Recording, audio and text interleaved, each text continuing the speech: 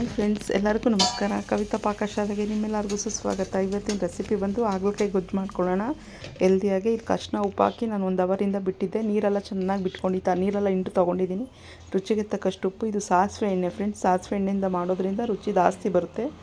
ಇಂಗು, ಸಾಂಬಾರು ಪೌಡ್ರ್, ಇದು ಹುಣಸೆಹಣ್ಣಿನ ರಸ 4 ಟೇಬಲ್ ಸ್ಪೂನ್ ಇದೆ. ಒಂದು 3 ಈರುಳ್ಳಿ, ಜಜ್ಜಿಟ್ಕೊಂಡಿರೋ ಬೆಳ್ಳುಳ್ಳಿ ಇದು ಒಂದು ಫುಲ್ ಇದೆ. ಕರಿಬೇವಿನ ಸೊಪ್ಪು, 2 ಹಸಿಮೆಣಸಿನ್ಕಾಯಿ ಟೇಸ್ಟ್ಗೋಸ್ಕರ. ಇದು ನೋಡಿ ಹಿಂಡಿ ಚೆನ್ನಾಗಿ ಎತ್ಕೊಂಡಿದ್ದೀನಿ, ನೀರೆಲ್ಲ ಬಿಟ್ಟಿತ್ತು. ಅರಿಶಿನ, ಧನಿಯಾ ಪೌಡ್ರು, ಜೀರಿಗೆ ಪೌಡ್ರು, ಸ್ವಲ್ಪ ಅಚ್ಕಾರದ ಪುಡಿ, ಜೀರಿಗೆ, ಸಾಸಿವೆ ಬೇಕಾಗುತ್ತೆ ಫ್ರೆಂಡ್ಸ್. ಈಗ ಮಾಡೋದು ನೋಡ್ಕೊಂಡು ಬನ್ನಿ. ಒಂದು ಕಡಾಯಿಗೆ ನಾನು ಎಣ್ಣೆ ಹಾಕ್ಕೊತಾ ಇದ್ದೀನಿ. ನೀವು ನೋಡ್ತಾ ಇರ್ಬೋದು, ಎಣ್ಣೆ ಬಿಸಿ ಆಗಲಿ.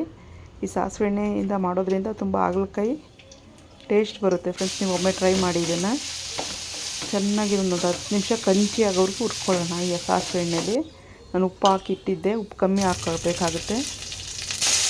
ನೋಡಿ, ಸಾಸಿವೆ ಜೀರಿಗೆ ಸಿಡಿದು ನಾನು ಕರಿಬೇವಿನ ಸೊಪ್ಪು ಹಾಕ್ಕೊಂಡೆ, 2 ಹಸಿಮೆಣಸಿನ್ಕಾಯಿ, ಜಜ್ಜಿಟ್ಕೊಂಡಿರೋ ಬೆಳ್ಳುಳ್ಳಿ, ಹಿಂಗೆ ಹಾಕೋಣ. ಈ ಥರ ನಮ್ಮ ಅತ್ತೆ ಮಾಡೋರು ಫ್ರೆಂಡ್ಸ್. ತುಂಬ ಅಂದರೆ ತುಂಬ ಚೆನ್ನಾಗಿರೋದು. ಚಪಾತಿಗೆ ಎಲ್ಲದಕ್ಕೂ ಚೆನ್ನಾಗಿರೋದು, ಮುದ್ದೆ ತಿನ್ನೋಕ್ಕೂ ಚೆನ್ನಾಗಿರೋದು. Healthy recipe. ಹಾಗಲಕಾಯಿ ತಿನ್ನೋದ್ರಿಂದ ತುಂಬ ಚೆನ್ನಾಗಿರುತ್ತೆ ಹೆಲ್ತ್ಗೆ. ವಾರಕ್ಕೊಂದ್ಸಲಿ ಆದರೂ ನಾವು ತಿನ್ನಬೇಕು. ಈರುಳ್ಳಿ ಚೆನ್ನಾಗಿ ಫ್ರೈ ಆಗಲಿ. ರುಚಿಗೆ ತಕ್ಕಷ್ಟಿಗೆ ಉಪ್ಪು ಹಾಕೋಣ. ಆವಾಗಲೇ ನಾನು ಉಪ್ಪು ಹಾಕಿದ್ದೀನಿ, ಇಷ್ಟೇ ಸಾಕಾಗುತ್ತೆ. ಉಪ್ಪು ಮತ್ತೆ ಹಾಕೋದು ಬೇಡ. ನೋಡಿ, ಈರುಳ್ಳಿ ಫ್ರೈ ಆದಮೇಲೆ ಇದು ಹುಣಸೆಹಣ್ಣಿನ ರಸ. ಈ ಹುಣಸೆಹಣ್ಣಿನ ರಸದಲ್ಲಿ ಎಲ್ಲ ಸಾಂಬಾರು ಪೌಡ್ರ್ ಹಾಕ್ಕೊಳ್ಳೋಣ.